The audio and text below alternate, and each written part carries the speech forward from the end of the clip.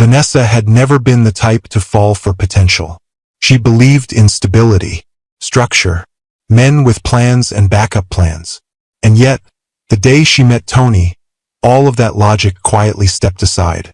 It was at a professional networking event, one of those corporate gatherings filled with stiff handshakes, name tags, and polite laughter that never quite reached the eyes. Vanessa was there representing her firm, sharp in a navy blazer, her hair pulled back neatly, confidence resting comfortably on her shoulders. Tony didn't fit in. His suit was slightly outdated. Not dirty, not careless, just worn in the way clothes become when they've attended more interviews than celebrations. He stood near a display of architectural models, staring at them not like decorations, but like dreams waiting to be realized. Vanessa noticed that. She also noticed that he wasn't circulating like everyone else. He wasn't pitching himself desperately. He wasn't exaggerating accomplishments. He simply stood there, studying the miniature bridge in front of him like it was sacred. Curiosity made her approach him. "You're either very bored," she said lightly, "or very invested." He turned, slightly startled, then smiled. Not a smooth, practiced smile. A real one. "Invested," he replied. They could have reinforced this support beam better. Vanessa blinked, and just like that, they were talking. Not flirting. Talking. About infrastructure, urban planning, the poor state of road engineering, the way bridges in certain regions were designed without long-term sustainability in mind. His eyes lit up when he spoke. There was passion there, fire, intelligence.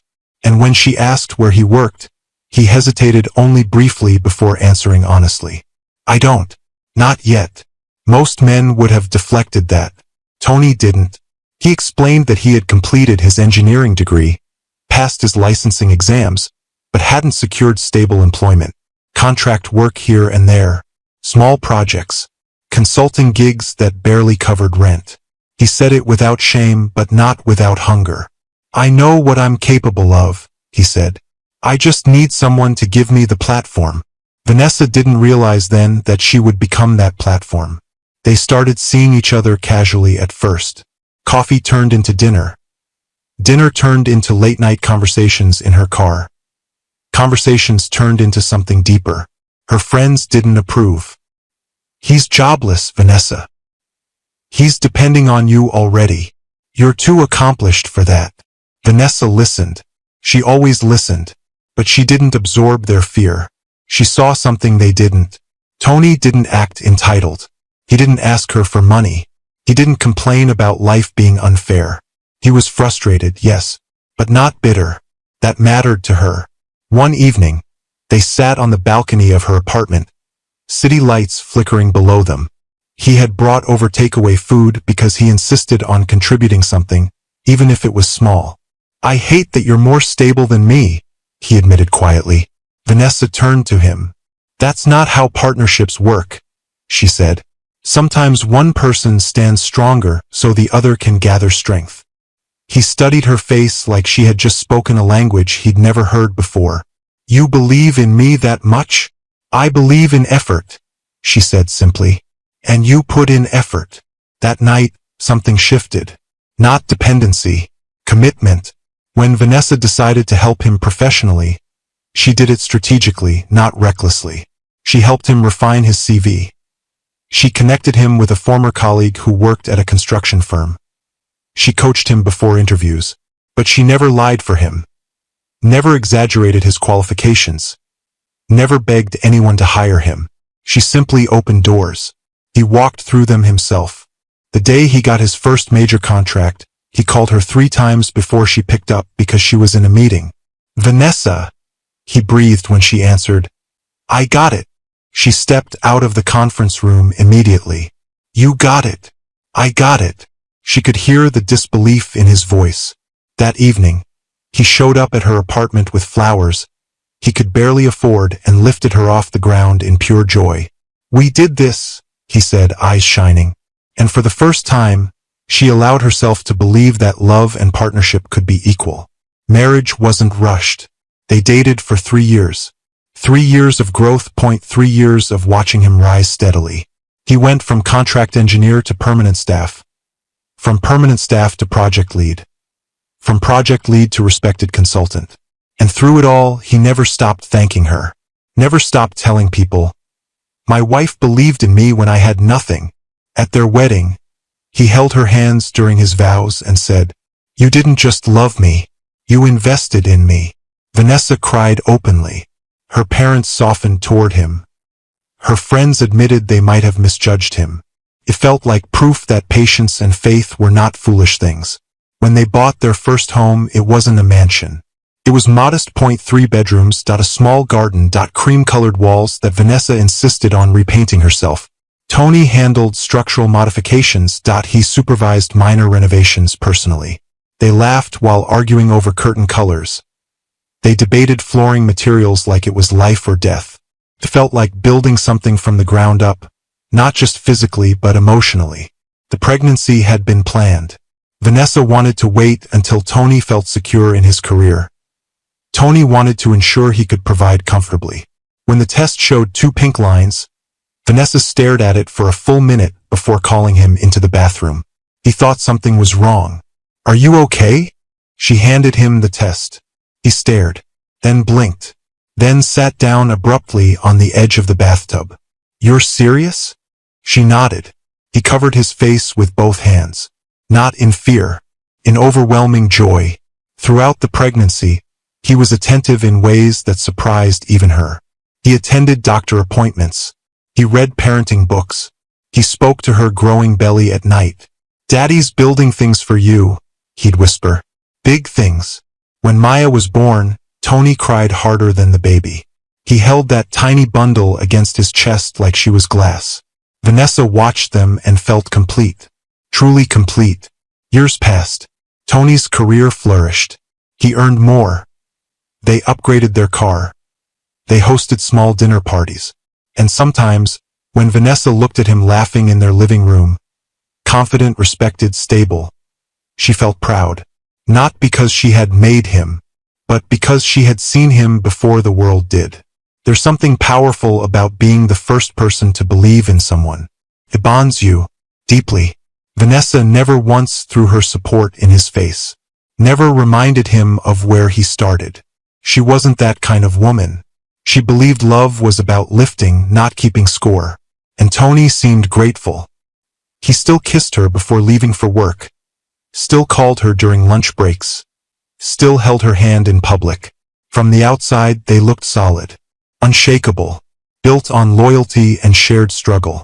If anyone had asked Vanessa then whether she trusted her husband, she would have laughed.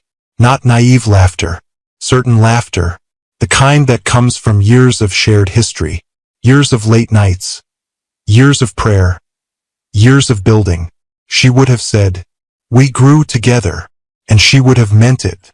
What she didn't know was that sometimes, when they forget who steadied the ladder. If there was one person Vanessa loved almost as much as her daughter, it was Stella. They were only 4 years apart, but life had positioned Vanessa as the responsible one early on. Their parents often joked that Vanessa was the second mother in the house. Stella had always been the softer one, emotional, expressive, a little dramatic, the type who cried during movies and argued passionately about unfair lecturers. Vanessa had protected her through secondary school, helped her with university applications, even sent her monthly allowances quietly when their parents' finances were tight. So when Stella called one evening sounding smaller than Vanessa had ever heard her, there was no hesitation. "I don't know what I'm going to do," Stella said over the phone. "I've applied everywhere. I've done interviews. Nothing is working." Vanessa leaned against the kitchen counter, watching Maya stack toy blocks on the floor. "Come here," she said immediately. "To visit. To stay." There was silence on the other end. "Vanessa, I don't want to disturb your home." "You won't be disturbing anything. We have space. Stay until you get a job." No pressure. She meant it. Family wasn't a burden to Vanessa. It was responsibility. That night, she told Tony about the conversation. He was sitting on the couch, laptop balanced on his knees, reviewing structural designs for an upcoming project. "Stella wants to move in?" he asked. She's struggling. Just temporarily. Tony closed the laptop slowly. How long is temporarily? Vanessa smiled gently. Until she finds her feet. He studied her face for a moment. Then he nodded. Of course. She's your sister. There was no argument. No visible reluctance. And Vanessa felt grateful all over again that she had married a man who valued family. Stella arrived 2 weeks later with 2 large suitcases, a hopeful smile, and the kind of relief that comes from not knowing where else to turn. Maya ran to her immediately. Auntie Stella. Stella scooped her up, laughing. I missed you, little troublemaker. Vanessa watched them and felt warmth spread through her chest. The house felt fuller, brighter. Even Tony seemed welcoming. He helped carry Stella's bags into the guest room, asked polite questions about her job search, offered to connect her with people he knew in certain firms. Felt normal, safe. At first, the adjustment was smooth. Stella helped around the house without being asked. She cooked on weekends. She picked Maya up from daycare when Vanessa had late meetings. She and Tony would sometimes discuss career paths at the dining table while Vanessa prepared dinner. Vanessa saw it as support. Her husband guiding her sister helping her child. Felt like a unit. The first subtle shift was so small it didn't even register as suspicious. One Saturday afternoon, Vanessa came downstairs earlier than expected from a nap. She heard laughter in the living room. Not unusual, but when she stepped into view, the laughter stopped abruptly. Tony and Stella were sitting on the couch, a little closer than she would have imagined, but not inappropriate. Stella adjusted her posture quickly. Oh, you're awake. Vanessa smiled. What's funny? Tony shrugged. Just some ridiculous story from her university days. Vanessa laughed lightly and joined them. But later that night, while brushing her teeth, the moment replayed in her head. Not because anything happened, but because of the silence when she entered. She shook it off. Don't create problems where there aren't any. As weeks turned into months, Stella settled into the household rhythm. She'd walk around in casual shorts and oversized shirts when Vanessa wasn't home. Sometimes she'd borrow Vanessa's clothes, something she had always done growing up. Vanessa didn't mind, until she noticed something odd. One evening, Tony came home earlier than usual. Vanessa was delayed at work due to a client meeting. When she finally arrived home, Stella was wearing one of Vanessa's fitted dresses. Not the casual ones. One of the more elegant pieces. Oh, Vanessa said lightly. Where are you going? Stella looked slightly flustered. Nowhere. I was just trying it on. I miss dressing up. Tony was in the kitchen pouring water. He didn't look up, but Vanessa noticed something. A flicker in his expression. Something unreadable. Still, she said nothing. She trusted them. Trust has a way of silencing intuition. Another small moment. Vanessa walked into the kitchen late one night to get water. She heard voices first. Soft, low. Tony and Stella were talking. She paused instinctively before turning the corner. Sometimes I feel like I'm failing. Stella was saying quietly. You're not, Tony replied. You're just early in your journey. There was nothing inappropriate in the words, but there was intimacy in the tone, the kind of softness usually reserved for partners. Vanessa stepped into the kitchen deliberately. Both of them looked up. Tony smiled. Hey! Stella grabbed her glass of water. I was just going to bed. Vanessa nodded slowly. That night, she lay awake longer than usual. Not suspicious, just unsettled. But the thing about love, especially the kind that has history, is that it defends itself. Vanessa reminded herself. Tony had never given her a reason to doubt him. Stella adored her. They were family. And family doesn't cross certain lines, right? Then came the first real crack. It was subtle but undeniable. Vanessa called home one afternoon to check on Maya. Stella answered. She's napping, Stella said cheerfully. Is Tony home yet? Vanessa asked casually. There was the slightest pause. Yes, Stella replied. He just got in. Vanessa frowned. Tony had told her earlier he'd be working late on site. Maybe plans changed. Put him on the phone. There was a shuffle. Tony answered, slightly breathless. Hey babe, I thought you were working late? I wrapped up earlier than expected. Oh, that was it. Nothing explosive, but something in Vanessa's chest tightened. Over the next few weeks, she noticed patterns. Tony volunteering to drop Stella off at interviews even when she could take a rideshare. Stella laughing a little too long at his jokes. The way they sometimes shared glances across the room, quick and fleeting. Vanessa told herself she was imagining it. Postpartum hormones. Work stress. Overthinking. She hated the idea of becoming the paranoid wife. So she did what many strong women do when they sense something off. She internalized it. One evening, her mother called. How is Stella settling in? Her mother asked. She's fine, Vanessa replied. Still job hunting. You know, make sure boundaries are clear. Vanessa laughed lightly. Mama, this isn't a movie. It's my husband. Her mother hummed softly. Trust is good, but awareness is wisdom. Vanessa dismissed it. Her home was solid. Her marriage was strong. Her sister was family. And if there were cracks, they were microscopic. Too small to matter. But cracks don't start wide. They start thin. Invisible. Growing quietly while everyone smiles at the surface. Vanessa didn't know it yet, but the house she believed was stable had already begun shifting beneath her feet. And the most dangerous betrayals aren't the loud ones. They're the ones that grow in silence. In shared glances, uncomfortable conversations, and moments that look harmless, until they aren't. Vanessa had always trusted her instincts. In business, they had guided her well.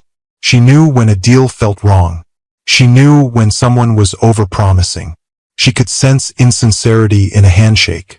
But inside her home, she didn't want her instincts to be right. That was the difference. It began with absence. Not physical absence. Tony was still home every night. Still kissed her goodbye in the morning. Still asked about her day. But emotionally, something felt dimmer. He was present, but not fully. Sometimes she would be speaking, and his eyes would drift. Not distracted by his phone. Not by work. Just somewhere else. Are you listening? She asked one evening, half joking. Of course, he replied quickly. But he couldn't repeat what she had said. He laughed it off. She didn't. Stella, meanwhile, seemed to be thriving. Her confidence had returned. She dressed more carefully around the house now. Not provocatively, but intentionally. Lip gloss. Styled hair. Clothes that fit a little closer. Vanessa noticed because Stella had never cared that much before. You have an interview? Vanessa asked one morning when she saw her sister applying perfume. No, Stella replied lightly. Just trying to feel put together. Tony looked up from his coffee. You look nice, he said casually. It was harmless. Completely harmless. But Vanessa felt something shift in the air. That night, she lay in bed staring at the ceiling. You're being insecure. That's your sister. That's your husband. But the mind doesn't argue with the body. And her body was uneasy. A few days later, Vanessa came home earlier than expected. She had canceled a late meeting and decided to surprise Maya with ice cream. The house was quiet. Too quiet. She stepped inside softly. Then she heard it. Laughter. From the backyard. She walked toward the sliding door and paused. Tony and Stella were outside. Maya was playing with her small plastic slide. Tony stood behind Stella, showing her something on his phone. They were close. Very close. Too close. Stella leaned slightly into him. Vanessa's heart began beating louder than the laughter. She slid the door open. Both of them stepped apart instantly. Too instantly. Oh, you're home, Stella exclaimed. Tony cleared his throat. Hey, Vanessa forced a smile. I brought ice cream. Maya ran to her, blissfully unaware. Vanessa watched Tony and Stella from the corner of her eye. They didn't look at each other now, but the air between them felt charged. That night, Vanessa did something she had never done before. She checked Tony's phone. She hated herself for it. She waited until he was asleep, breathing steady beside her. Her hands trembled as she reached for the device. She told herself she just needed reassurance. Just proof that she was overthinking. She scrolled through messages, work chats, project updates, group conversations. Nothing inappropriate. She almost felt ashamed. But then she checked his call history. Stella's name appeared. Several times. Midday calls. Short. Frequent. Her stomach tightened. Why would they need to call each other when they lived in the same house? She put the phone back exactly where she found it. She didn't sleep the rest of the night. The next morning, she watched them carefully. Not obviously. Subtly. Tony avoided prolonged eye contact with Stella. Stella spoke to Vanessa normally. If something was happening, they were good at pretending. And that frightened her more. Days passed. Then came the argument. It was small, insignificant on the surface. Vanessa mentioned that Stella had been staying longer than expected. It's been almost 6 months, she said carefully during dinner. Maybe we should encourage her to consider other options. Tony's fork paused mid-air. Other options like what? Maybe staying with our parents for a while. Stella's face fell. I'm trying, she said quietly. I know, Vanessa replied gently. I just think space might help everyone. Tony's tone sharpened. Everyone? Or you? Vanessa blinked. What does that mean? Nothing, he said quickly. I just don't think we should pressure her. Pressure her. Vanessa stared at him. When had protecting her sister become Tony's responsibility more than hers? Stella excused herself from the table. Silence settled heavily. You're being sensitive, Tony added. The word stung. Sensitive. As if her discomfort was irrational. Later that night, Vanessa stood in the kitchen alone. She replayed everything. The calls, the laughter, the glances, the defensiveness. Patterns. There were patterns. She wasn't crazy, but she also wasn't ready to accuse. Not without certainty. Then came the moment that changed everything. Vanessa had a long workday ahead and left earlier than usual. Around noon, she realized she had forgotten an important file at home. Instead of calling ahead, she decided to drive back quickly and retrieve it. The house should have been empty. Tony had mentioned an on-site inspection. Stella had said she was attending a job fair. When Vanessa pulled into the driveway, Tony's car was there. Her heartbeat spiked. Maybe he forgot something too. She entered quietly. The house was still. Then she heard movement upstairs. Footsteps. Soft. She walked up slowly. The guest room door was slightly ajar. She approached carefully. And then she heard it. Not words. Breathing. Close. Intimate. Vanessa's hand froze on the doorknob. For a second, just 1 second, she considered turning away. Preserving ignorance. Preserving peace. But truth has weight.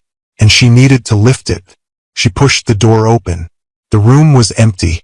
The bathroom door inside the guest room was closed. Water running. Her heart pounded violently. She stepped back. Footsteps sounded from the master bedroom behind her. She turned. Tony stood there, fully dressed, expression startled. You're home? He asked. Yes, she replied slowly. I forgot something. He glanced briefly toward the guest room. Stella isn't here, he said quickly. She left earlier. Vanessa stared at him. She hadn't asked. The water stopped. Silence. Tony stepped closer. You look pale. She forced a smile. Just tired. She walked into their bedroom, grabbed the file she had forgotten, and left without another word. In the car, her hands trembled on the steering wheel. She didn't cry. She didn't scream. She just sat there and understood something deeply unsettling. They were hiding something. She didn't have proof, but she had instinct, and instinct rarely screams without reason. That evening, Stella acted overly cheerful. Tony was unusually attentive to Vanessa, too attentive, as if compensating, as if covering. Vanessa played along. She smiled. She nodded. She kissed her daughter goodnight. But inside, something had shifted permanently. Trust had cracked. Not shattered, but cracked. And cracks spread. Lying in bed that night, staring into the darkness, Vanessa felt a quiet realization settle in her chest. If something was happening between them, it had not started suddenly. It had grown, gradually, carefully, secretly, right under her roof. And the worst part? She had welcomed it in. She turned slightly and looked at Tony sleeping beside her. The man she had built with, the man she had believed in, the father of her child. Was he capable of betraying her? Her mind whispered no. Her heart whispered yes. And somewhere deep inside, beneath denial and hope, a small voice spoke clearly. Prepare yourself, because the truth is coming. Thursday started like any other day. That was the cruel part. There was no thunder in the sky, no ominous silence, no dramatic warning sign that the foundation of Vanessa's marriage was about to split open. She woke at 5:30 a.m., as she always did. Tony was still asleep, his arm draped loosely across her waist. She lay still for a moment, listening to his breathing. For a brief second, she wondered if she had imagined everything over the past few weeks. Maybe she was stressed. Maybe she was tired. Maybe motherhood and work had sharpened her insecurities. He stirred slightly, pulling her closer. "You're up early," he murmured. "Big presentation today," she replied softly. He kissed her shoulder without opening his eyes. Go impress them. Simple, normal, familiar. It almost made her feel foolish for doubting him. The morning unfolded peacefully. Maya refused to wear the shoes Vanessa picked out. Stella offered to braid Maya's hair before daycare. Tony joked about the traffic being worse than usual. There was no tension, no visible cracks. If betrayal had a face, it was calm. Vanessa left for work just after 7:30 a.m., kissing Maya on the forehead and Tony on the lips. "Call me when you get there," he said casually. "I will." She meant it. By noon, her presentation had gone exceptionally well. Applause, handshakes, compliments from senior executives. She felt accomplished, confident, light. Around 2:15 p.m., during a short break between meetings, she decided to call Tony. Not because she suspected anything, not because she was testing him. Just habit, routine, love. He answered on the second ring. "Hey, love." His voice sounded normal, relaxed. "I just finished the presentation," she said, smiling into the phone. "How did it go?"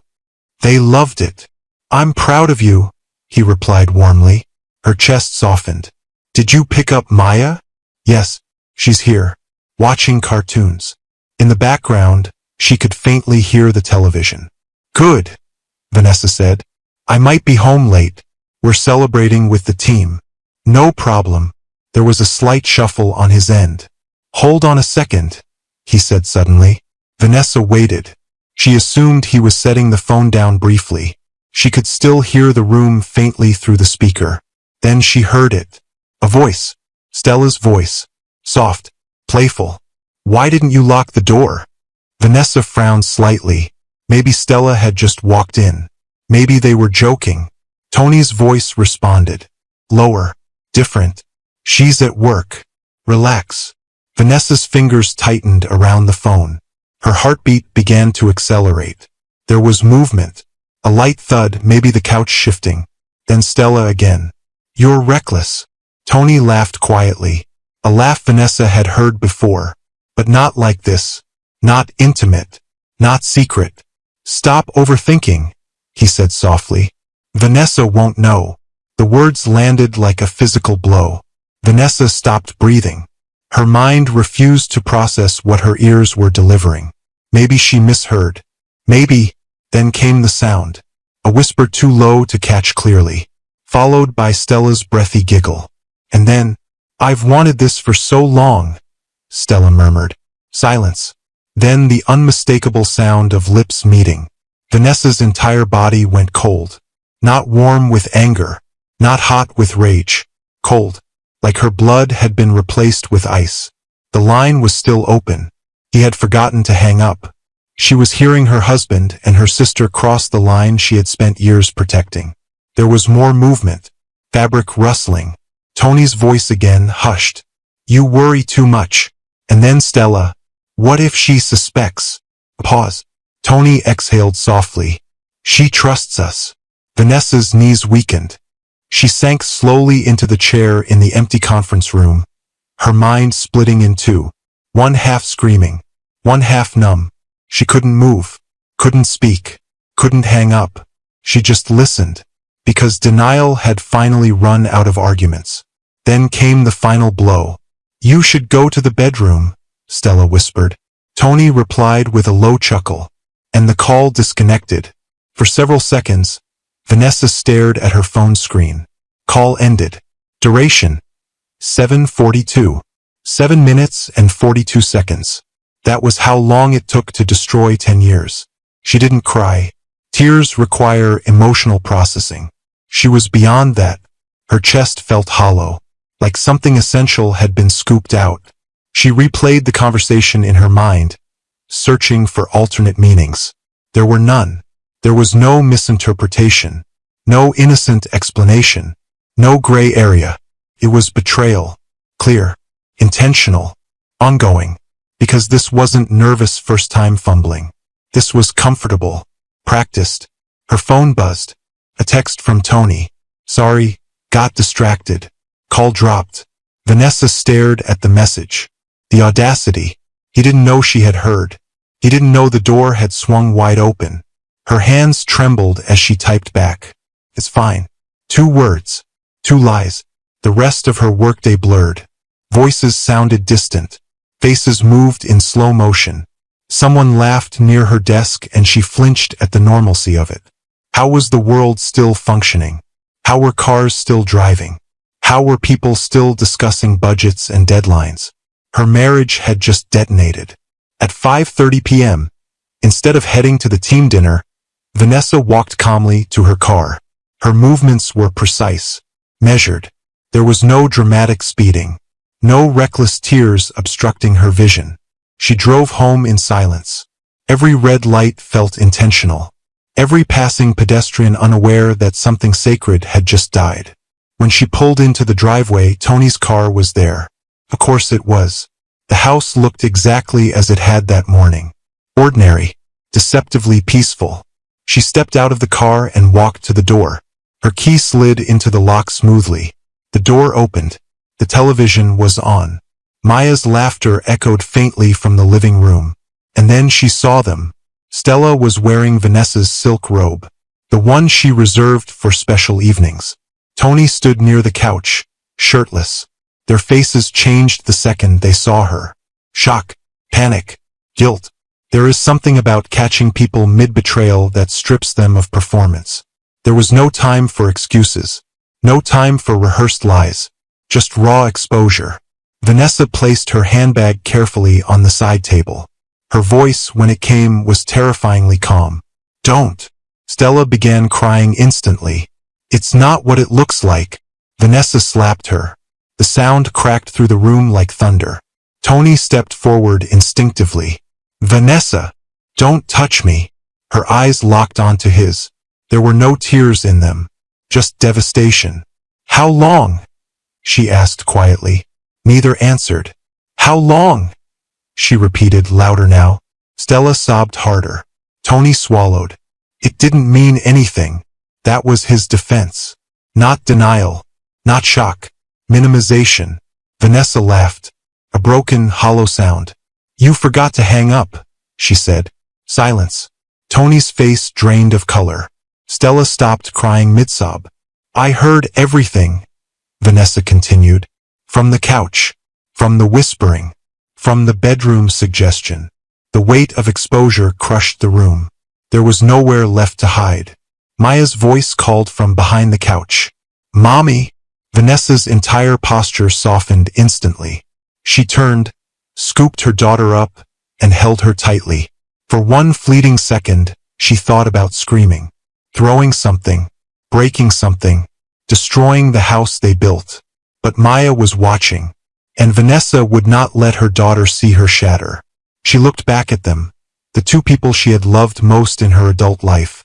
"You will both regret this," she said quietly, not as a threat, as prophecy. And for the first time since the call, tears finally slid down her face.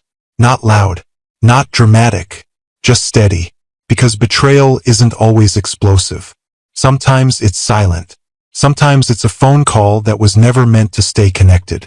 And sometimes it's the moment you realize the two people you trusted most chose each other over you. Vanessa's expression turned cold. The house did not explode that evening. There were no shattered plates. No neighbors gathering outside. No dramatic screaming echoing through the street. What broke was quieter than that. It was the sound of a marriage detaching from its foundation. Vanessa carried Maya into the bedroom and shut the door behind her. Her daughter looked up at her with wide, innocent eyes. "Mommy, why are you crying?" Vanessa swallowed the lump rising in her throat. "I'm okay," she whispered. "Mommy's okay." She wasn't. But children do not deserve the weight of adult betrayal. She cleaned her face in the bathroom, splashed cold water over her skin, and stared at herself in the mirror. The woman looking back at her did not look like a victim. She looked controlled. And that frightened her. Because anger would have been easier. This was clarity. When she stepped back into the living room, Tony and Stella were no longer standing close together. They looked like strangers caught in a crime. Stella's robe was wrapped tightly around her now, as if modesty could reverse what had already happened. Tony had put his shirt back on. Vanessa remained standing. She did not sit. "How long?" she asked again. Tony rubbed his face with both hands. "It wasn't planned," he started weakly. "That's not what I asked." Silence. Stella finally spoke. "It started 3 months ago." The air left Vanessa's lungs. 3 months. 3 months of shared dinners. 3 months of family prayers. 3 months of smiling at her across the table. 3 months. "While living in my house?" Vanessa asked quietly. Stella couldn't answer. Tony stepped forward slightly. "It wasn't supposed to go this far." Vanessa's head snapped toward him. "You don't accidentally sleep with your wife's sister for 3 months." Her voice rose for the first time. Maya's cartoon laughter drifted faintly from the bedroom. The contrast was unbearable. "What about my child?" Vanessa demanded. "What about the example you're setting? What about the respect?" Tony's voice hardened defensively. "It didn't affect how I feel about Maya." Vanessa stared at him in disbelief. "You destroyed her home." "It's not destroyed." She laughed bitterly. "You had sex with my sister in this house. That shut him up." Stella suddenly dropped to her knees. "I'm sorry," she cried. "I didn't mean for this to happen. I was lonely. I felt invisible." Vanessa looked down at her. "You felt invisible? In my house?" Tears streamed down Stella's face. "I didn't plan it. It just happened." "You don't trip and fall into betrayal." The room went silent again. Tony looked ashamed but not shattered. That difference hurt her most. That night, Vanessa did not sleep in the master bedroom. She locked the door and stayed inside with Maya. Tony slept on the couch. Stella stayed in the guest room. 3 separate spaces. 3 separate realities. 1 destroyed family. Vanessa lay awake staring at the ceiling, replaying every moment from the past few months. The laughter, the glances, the defensiveness. It had all been real. Her instincts had not lied. But love had silenced them. She turned to look at Maya sleeping peacefully beside her. That was when the tears came fully. Not for Tony. Not even for Stella. For her daughter. Because no matter what happened next, innocence had already been cracked. By morning, Vanessa had made a decision. This would not be handled privately. There would be no secret reconciliation. No sweeping under the rug. If they had no shame in the act, they would not escape the shame of exposure. She called her parents first. Her mother answered cheerfully. "Good morning, my dear." "Mama," Vanessa said calmly, "I need you and Daddy to come over today." There was something in her tone that made her mother pause. "What happened?" "Just come." Then she called Tony's parents. His mother sounded confused. "Is everything okay?" "No," Vanessa replied simply. "It's not." By afternoon, both families were seated in the living room.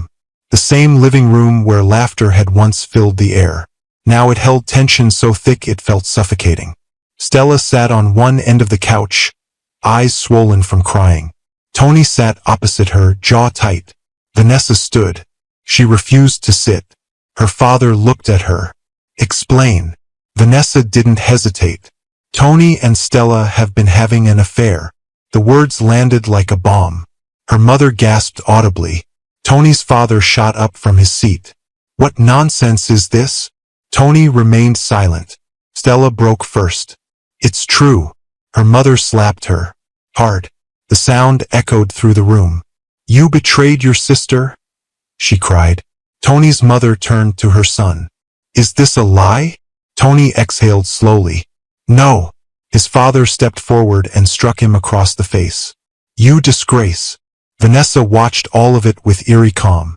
There was no satisfaction in seeing them reprimanded. Only confirmation. It was real. It had happened. There was no undoing it. Arguments erupted. Blame flew in every direction. How could you do this in her house? What kind of man sleeps with his wife's sister? What kind of sister betrays blood? Through it all, Vanessa said very little. When the noise grew too loud, she raised her hand. Enough. Silence slowly followed. I will be filing for divorce. Tony's head snapped toward her. Vanessa, wait. No. Her voice did not shake. This marriage is over. Tony's mother tried to intervene. Marriage is not something you throw away. Vanessa looked at her directly. Neither is loyalty. That ended the argument. Stella tried to crawl toward Vanessa again. I'll leave, she sobbed. I'll disappear. Just don't end your marriage because of me. Vanessa stepped back. My marriage didn't end because of you alone, she said. It ended because my husband chose you. Tony opened his mouth to argue. She cut him off. You had options. You had vows. You had a child. Silence. Before the families left, Vanessa made one final declaration. Stella will not sleep in this house tonight. Her father grabbed Stella's arm firmly. You're coming home. Tony's parents left in shame. Tony stood alone in the living room as the door closed behind them. Vanessa felt something heavy lift from her chest. Not relief. Resolve. That night, Tony tried one last time. He stood outside the bedroom door. Vanessa, please. We can fix this. She didn't open it. There is no fixing this. It was a mistake. No, she replied calmly. It was a choice. Repeatedly. Silence. Then his voice cracked. I love you. She finally answered honestly. You loved yourself more. Inside the locked room, Vanessa held Maya close. The house felt different now. Like it no longer belonged to her. Like every wall carried memory. But one thing was clear in her mind. She would not beg. She would not compete. She would not forgive what was deliberate. Tony had forgotten who helped him build his life. Stella had forgotten who gave her shelter. But Vanessa? Vanessa remembered everything. And she was done protecting people who had no intention of protecting her. The morning after the families left, the house felt unfamiliar. Not broken, just stripped of illusion. Tony sat at the dining table staring into a cup of coffee he hadn't touched. The same table where he had laughed with Stella. The same table where Vanessa had once believed they were building something permanent. Vanessa walked past him in silence. She was dressed for work. Immaculate. Composed. Controlled. He watched her as if searching for cracks. Can we talk? He asked quietly. She picked up her handbag. We already did. You're really going to file? She looked at him. Not with anger, not with tears, but with finality. Yes. That single word held more weight than any scream. Vanessa did not go to work that day. Instead, she went somewhere far more decisive. A law firm. The receptionist asked her what she needed. Divorce, she replied calmly. Even saying the word out loud felt strange. Like speaking a foreign language she had never intended to learn. She met with a senior attorney that afternoon. A woman in her 40s with sharp eyes and sharper instincts. Tell me everything, the lawyer said. Vanessa did. The affair. The sister. The open phone call. The confrontation. She didn't dramatize it. She didn't cry. She presented facts. When she finished, the lawyer leaned back. "Do you have proof?" Vanessa nodded. "I heard them on the phone, and they admitted it in front of witnesses, both families." The lawyer's eyebrow lifted slightly. "That helps. And my daughter," Vanessa added. "I want full custody." The lawyer folded her hands. "Then you must prepare for a fight." Vanessa didn't hesitate. "I am." Tony was not prepared for how quickly the papers arrived. He came home 3 days later to find an envelope on the table. He knew what it was before opening it. His hands trembled as he flipped through the pages. Petition for dissolution of marriage. Grounds: adultery. Request: full legal and physical custody of minor child. Supervised visitation pending review. He looked up at Vanessa, who stood across the room watching him. "You're asking for supervised visitation?" he asked, disbelief flooding his voice. "You conducted an affair inside our home," she replied evenly. "In the presence of our child. She never saw anything. She lived in it." That shut him up. That night the arguments returned, but they were different now. Less emotional. More defensive. "You're punishing me," Tony said. "No," Vanessa replied calmly. "I'm protecting my daughter. I'm her father. And I am her stability." Tony ran a hand through his hair in frustration. "You're acting like I abused someone." "You abused trust," she shot back. Repeatedly. The silence after that felt heavier than any shout. Meanwhile, Stella had retreated completely. She avoided Vanessa's calls, ignored messages from extended family, refused to attend gatherings. Shame had swallowed her. But Vanessa didn't chase her. Some wounds do not require conversation.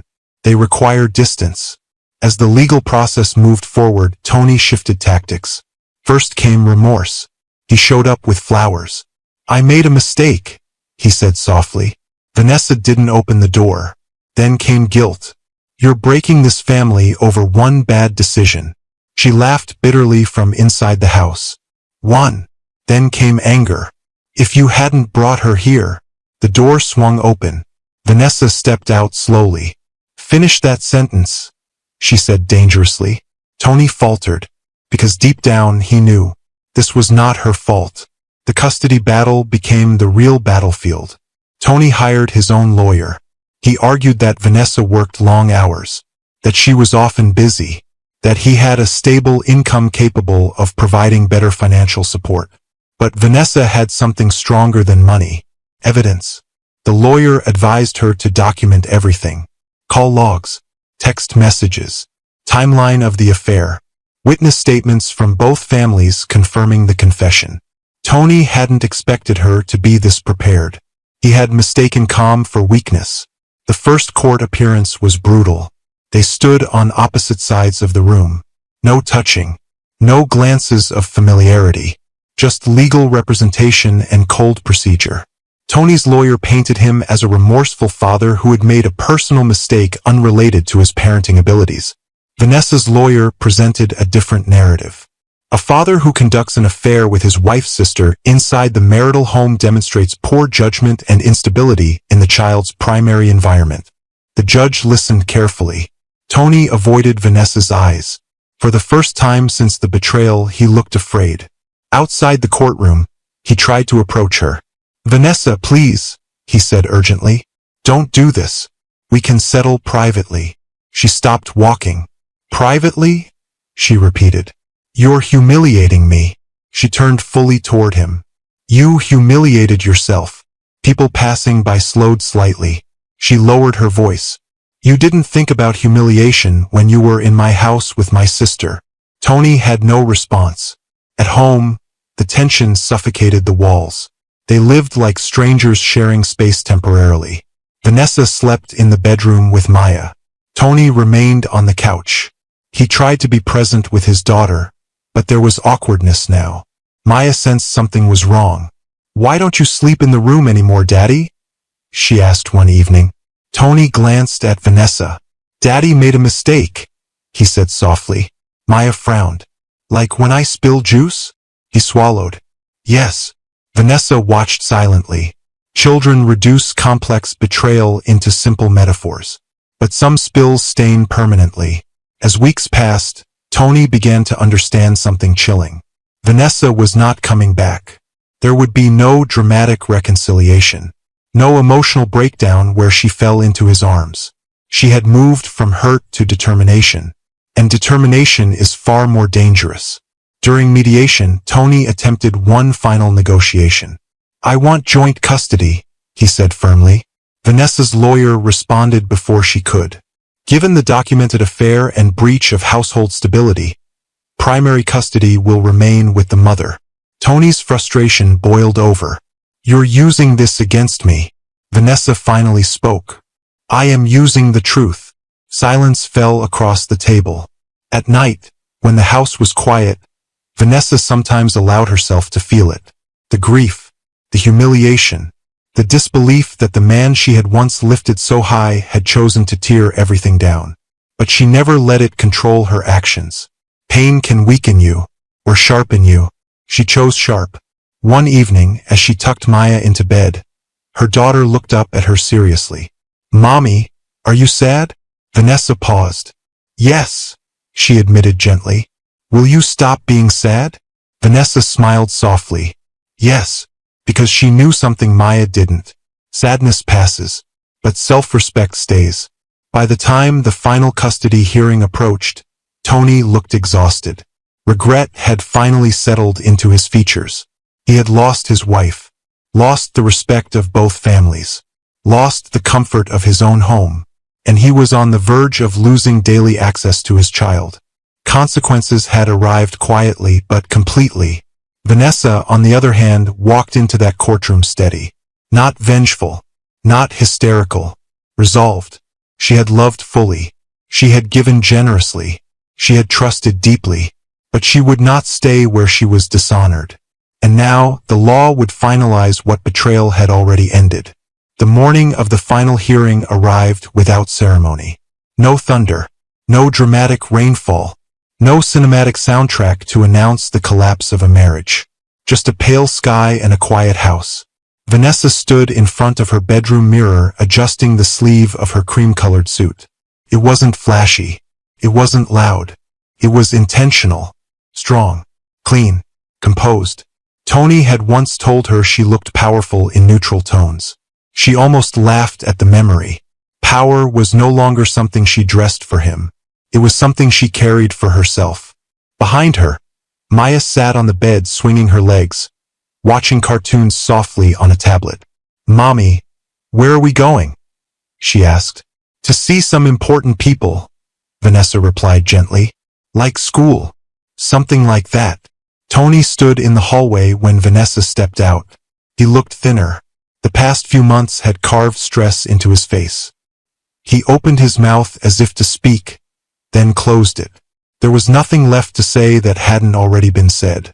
They drove separately. Even that felt symbolic. The courtroom felt colder than usual, sterile, unforgiving. Vanessa sat beside her lawyer, posture straight, fingers resting calmly on her lap. She didn't fidget, didn't glance around nervously.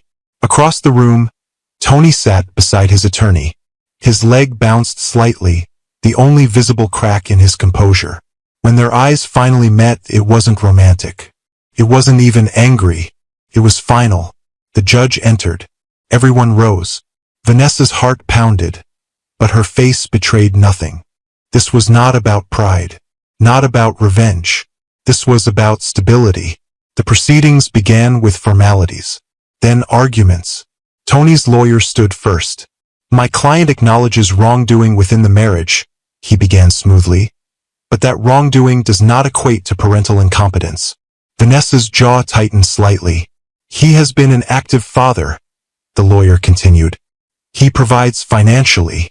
He maintains emotional bonds with the child. We are requesting joint custody." Joint custody. The words echoed. Tony avoided looking at Vanessa. Her lawyer stood calmly when it was her turn. "Your Honor, while the defendant may indeed love his child, the environment in which this affair occurred cannot be ignored. The betrayal took place inside the marital home, the same home where the child resides." A pause. "This is not a simple case of marital conflict. This is a breach of household stability and moral judgment. Tony shifted in his seat. Vanessa kept her eyes forward. Furthermore, her lawyer continued, the defendant's actions demonstrate poor boundaries and decision-making within close family dynamics. The child's primary emotional safety must be prioritized. The judge listened carefully, flipping through documents. Evidence had been submitted. Witness statements. Confession before both families. Timeline of the affair. Tony's mistake had not been private. It had been documented. When the judge invited Tony to speak, the courtroom grew quieter. Tony stood slowly. I made a mistake, he began, voice slightly strained. A terrible mistake. I regret it every day. He glanced briefly at Vanessa. She did not look at him. I never stopped loving my daughter. I would never hurt her intentionally. His voice cracked slightly. I know I hurt my wife. I know I betrayed her. But I am still a good father. There it was. Not denial. Not excuses. Just regret. The kind that comes too late. The judge then turned to Vanessa. Would you like to speak? Her lawyer glanced at her gently. Vanessa stood. Her legs felt steady. Her voice, when it came, was clear. I did not come here for revenge. The courtroom stilled. I came here for protection. She swallowed once carefully. I welcomed my sister into my home. I trusted my husband completely. The affair did not happen outside our marriage quietly. It happened in my house, around my child. Her voice didn't shake. My daughter deserves stability. She deserves a home free of secrecy and betrayal. I am not asking for her father to disappear from her life. I am asking for structured boundaries. She paused. I have been her primary caregiver since birth. I have maintained consistency in her routines, education, medical care, and emotional support. She looked at the judge directly. I will not gamble her stability. Silence followed her words. Tony stared at the floor. The judge leaned back, fingers steepled thoughtfully. Custody cases are rarely simple, but some factors weigh heavier than others. After several minutes that felt like hours, the judge began to speak. In reviewing the evidence and testimony presented, Vanessa's heartbeat roared in her ears. It is clear that significant marital misconduct occurred. Tony's shoulders tensed. The court's primary concern, however, is the best interest of the minor child. Vanessa's fingers curled slightly into her palm. The mother has demonstrated consistent caregiving and stability. The father, while financially capable and expressing remorse, exercised poor judgment within the family structure. Pause. Therefore, primary physical and legal custody is awarded to the mother. Tony's head lifted sharply. Vanessa exhaled slowly. Visitation rights will be granted to the father on a structured schedule. Initial visits will be supervised for a probationary period of 3 months. The gavel struck. And just like that, it was done. Outside the courtroom, Tony approached her carefully. Not aggressively. Not angrily. Defeated. You won, he said quietly. Vanessa looked at him calmly. This wasn't about winning. He ran a hand through his hair. I never thought you'd take it this far. She tilted her head slightly. You never thought I'd choose myself. That hurt him more than anything else. He stepped closer, lowering his voice. I lost everything. Vanessa's eyes softened just slightly. No, she said. You gave it away. He flinched at the truth. When she reached her car, Vanessa finally allowed herself to sit in silence. No cheering, no triumphant smile. Just stillness. Her phone buzzed. A message from her mother. How did it go? Vanessa typed back. It's finished. And for the first time in months, she felt something unexpected. Lightness. Not because Tony had lost, but because she no longer had to fight. That evening, she tucked Maya into bed in their new apartment.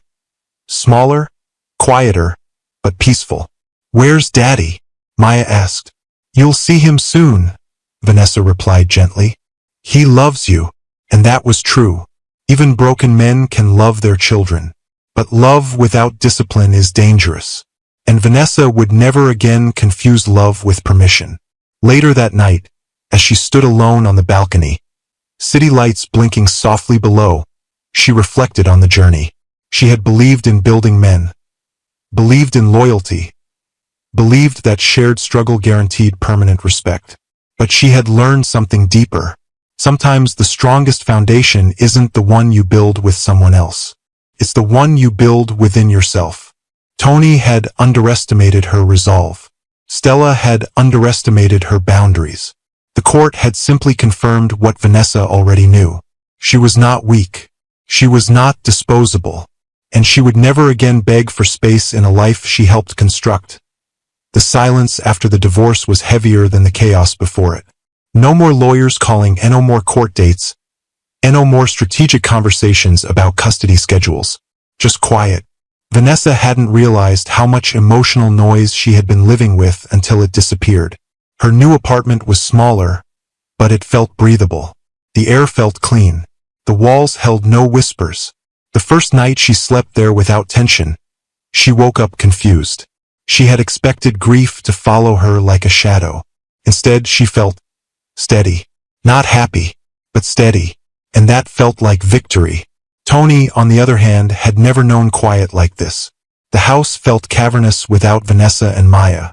The master bedroom, once full of shared warmth, now felt like a museum of regret.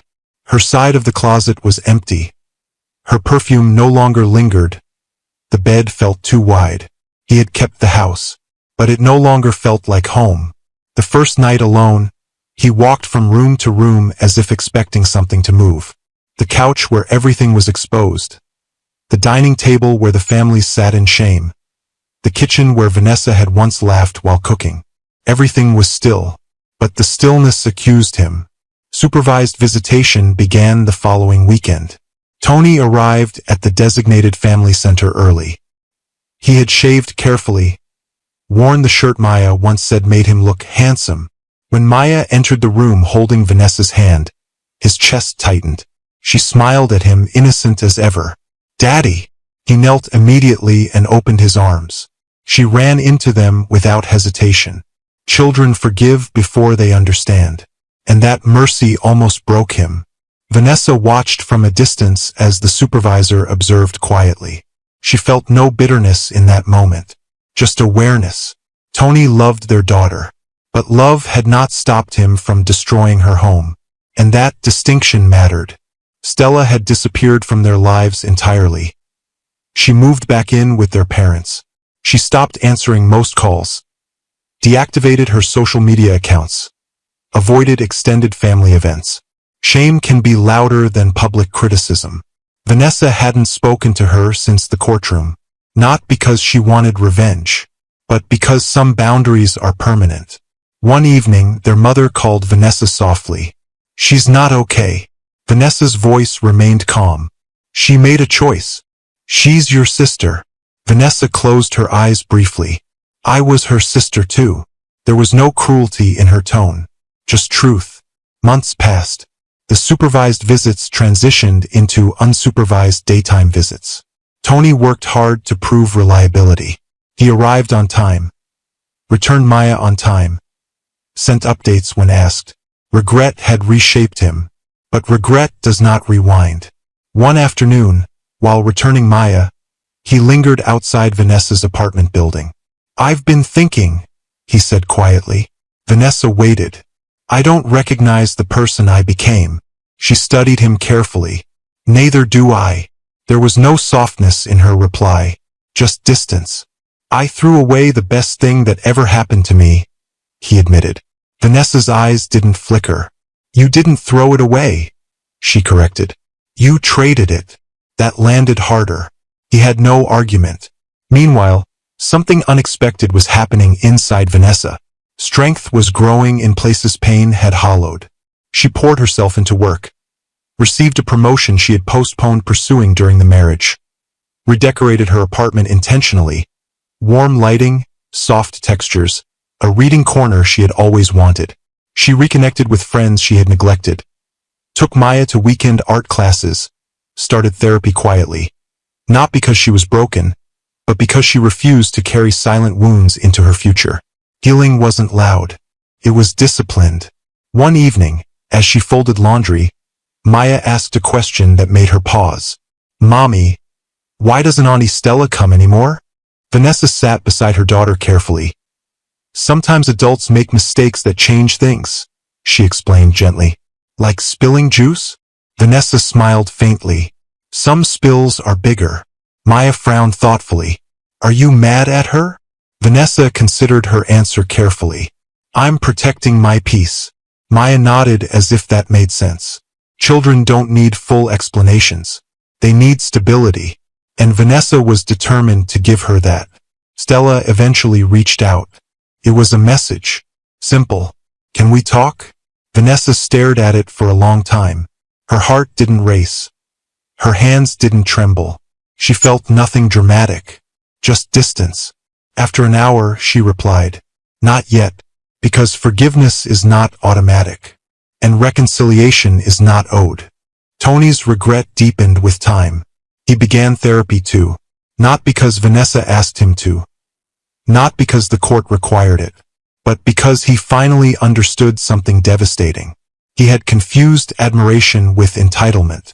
Vanessa had lifted him, supported him, believed in him when he was nothing. And somewhere along the way, he had mistaken that loyalty for permanence. He thought she would never leave. That was his greatest miscalculation. One evening during a visitation drop-off, Tony lingered again. I'm not asking you to take me back, he said quietly. Vanessa raised an eyebrow slightly. Good. I need you to know I understand now. Understand what? That respect is not automatic. It's maintained. Vanessa studied him. Growth was visible in his posture now. Less arrogance. More humility. I hope you do better next time, she said calmly. The words weren't hopeful. They were detached. And that detachment hurt him more than anger ever could. That night, Vanessa sat on her balcony after Maya had fallen asleep. The city hummed softly below. She reflected on everything that had happened. The love, the betrayal, the courtroom, the quiet. She expected to feel bitterness. But instead she felt clarity. She had loved deeply. She had given fully. And when disrespected, she had left with dignity. That realization wrapped around her like armor. Stella eventually called instead of texting. Vanessa let it ring, not out of cruelty, but out of readiness. Some conversations require strength she was still cultivating. And she refused to reopen wounds prematurely. Healing is not linear, but boundaries are. As months turned into nearly a year, Vanessa noticed something subtle. She no longer introduced herself as divorced. She introduced herself simply as Vanessa. The betrayal no longer defined her. It refined her. One Saturday, while watching Maya paint in the living room, Vanessa felt a quiet warmth spread through her chest. Not because everything was perfect, but because everything was honest. There was no deception in her home, no hidden glances, no whispered conversations behind closed doors. Just peace. And peace, she realized, is more valuable than partnership without respect. Across town, Tony sat alone in the house he had fought to keep. He stared at a framed family photo on the wall. Vanessa smiling, Maya between them. His arm wrapped around both. He had thought love guaranteed permanence. He had been wrong. Love requires discipline, and discipline is what he had lacked. Vanessa closed her balcony door that night and turned off the lights. She wasn't waiting for an apology anymore. She wasn't waiting for karma. She wasn't waiting for closure. She had created her own. And for the first time since that phone call, she slept deeply. It happened quietly. Not with fireworks. Not with a dramatic announcement to the world. Just a Tuesday morning. Vanessa was standing in front of her closet when she realized something strange. She wasn't dressing to prove anything. Not to Tony. Not to Stella. Not to anyone who had whispered about her divorce. She was dressing because she felt good. That realization startled her. For months, every outfit had felt like armor. Every step calculated. Every expression measured. But now, there was ease. She chose a soft emerald blouse and tailored black trousers. Simple, elegant, confident. When she caught her reflection, She didn't see a betrayed wife. She saw a woman who had endured and upgraded. Work had become her arena of rediscovery. After the divorce was finalized, Vanessa had accepted a leadership role she once postponed because of family commitments. She traveled occasionally now, spoke at conferences, led major negotiations with calm authority. Colleagues respected her more than ever. There was something different in her presence, something sharper. Pain had refined her edges. One afternoon, after closing a significant deal, her senior director pulled her aside. "You've grown," he said thoughtfully. Vanessa smiled lightly. Life has a way of accelerating growth. He didn't ask further, but she knew what he meant. She carried herself differently, not guarded, grounded. At home, peace had settled into routine. Maya adjusted surprisingly well. Children adapt when stability surrounds them. Weekend routines became sacred. Saturday pancakes, Sunday movie nights, evening reading sessions curled up together. Vanessa made sure laughter returned to their home intentionally. Not forced, just present. One evening, while helping Maya with homework, her daughter looked up and said, "Mommy, you smile more now." The comment froze her briefly. "Do I?" Maya nodded enthusiastically. "Yes, before you looked tired." Vanessa swallowed softly. Children see more than adults think. She kissed Maya's forehead. "I'm happy you noticed." Because it was true. She was tired before. Tired of carrying emotional weight she didn't even know she was carrying. Now the air felt lighter. Tony had adjusted too in his own way. He no longer lingered during drop-offs. No longer attempted reconciliation conversations. Their communication became businesslike, respectful, clear, and that was enough. One afternoon, while handing Maya over for the weekend, Tony paused. "You look different," he said carefully. Vanessa tilted her head slightly. "Different how?" "Peaceful." She gave a small nod. "I am." There was no edge in her tone, just honesty. Tony exhaled slowly. "I'm glad." And for once, she believed him. Regret had matured him, but maturity came too late for them. It wasn't long before people started noticing her in new ways. Not as the divorced woman. Not as the one whose sister betrayed her. Just as Vanessa. At a corporate networking event. Ironic, she thought. A man introduced himself. David. Polite. Measured. Intelligent. He didn't ask about her past. Didn't pry into her marital status. They discussed work. Books. Urban development trends. Felt refreshingly normal. When he asked if she'd like to grab coffee sometime, she didn't panic. She didn't immediately say yes either. She simply said, "Maybe," and that maybe felt powerful. Because this time she wasn't looking to build someone. She was evaluating whether they were already built. That night, she sat on her balcony thinking about it. Dating again. The idea didn't terrify her the way she expected. But it didn't consume her either. She realized something crucial. She no longer feared being alone. And that changed everything. When you're not afraid of solitude, you stop accepting disrespect. Meanwhile, Stella remained distant. Months had passed since her attempted message. Eventually, Vanessa heard from her mother that Stella had started therapy too. "She's trying to rebuild herself," her mother said gently. Vanessa listened quietly. There was no hatred left inside her. But there wasn't reconciliation either. Some bridges, once burned, are not meant to be rebuilt. Not because forgiveness is impossible, but because access is no longer deserved.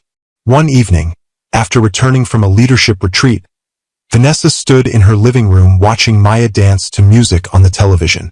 She joined her. They spun, laughed, collapsed onto the couch breathless. And in that moment, she realized something profound. She wasn't surviving anymore. She was living, fully, without suspicion lurking in corners, without tension tightening her chest. Her home felt safe. Her heart felt stable. Her boundaries felt firm. Tony noticed it too. During one of his therapy sessions, he admitted something difficult. "I didn't just lose my wife," he said quietly. I lost the version of myself I was becoming with her. That realization haunted him. Vanessa had elevated him, disciplined him, inspired him, and he had confused access with ownership. By the time he understood the difference, she had already walked away. Weeks later, Vanessa agreed to coffee with David. It wasn't romantic fireworks. It wasn't intense. It was calm. He listened. He asked thoughtful questions. He didn't interrupt. When he learned she had a daughter, he didn't flinch. "That's beautiful," he said sincerely, and she felt something subtle shift. Not infatuation, possibility, but this time she wasn't rushing. Healing had taught her patience. Later that night, she reflected on her journey. The woman who once believed love alone sustained marriage. The woman who silenced her instincts. The woman who cried silently on a conference room floor after hearing betrayal through a phone. She no longer recognized that version of herself fully. She had evolved, not hardened, strengthened. There's a difference. One Saturday afternoon, while organizing old documents, she stumbled upon their wedding album. She paused. For a moment, she considered putting it away without looking. Instead, she opened it. There they were, smiling, hopeful, young. She didn't cry. She didn't feel rage. She felt gratitude, because even broken chapters teach.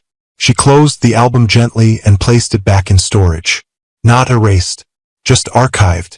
That evening, as the sun dipped below the skyline, Vanessa stood on her balcony again. The same balcony where she once stood feeling hollow. Now she felt full. Her phone buzzed. A message from David. "I enjoyed today. No pressure. Just letting you know." She smiled. No pressure. That phrase mattered, because pressure had once shaped her choices. Now peace did. Inside, Maya called for her. "Mommy, come see my drawing." Vanessa stepped inside immediately. The drawing showed a house. A sun. Two figures holding hands. "Who's that?" Vanessa asked softly. "You and me," Maya replied proudly. Vanessa felt warmth flood her chest. And that's when she understood something completely. She had not lost everything. She had lost illusion. And in its place, she gained clarity. Self-respect. Freedom. She kissed her daughter's cheek. "We're going to be more than okay," she whispered. And for the first time since that phone call, she believed it fully. A year ago, Vanessa had stood in a conference room gripping her phone while her world collapsed through a speaker. Today, she stood in front of a room full of executives delivering a keynote speech on leadership and resilience. Life had a strange sense of symmetry. She adjusted the microphone slightly and scanned the audience. Steady, composed, confident.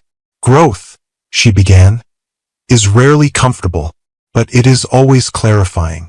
The words weren't just professional insight. They were personal truth. She had learned that the hard way. The past year had reshaped her in ways she never expected. Not into someone colder, but into someone clearer. She no longer confused sacrifice with love.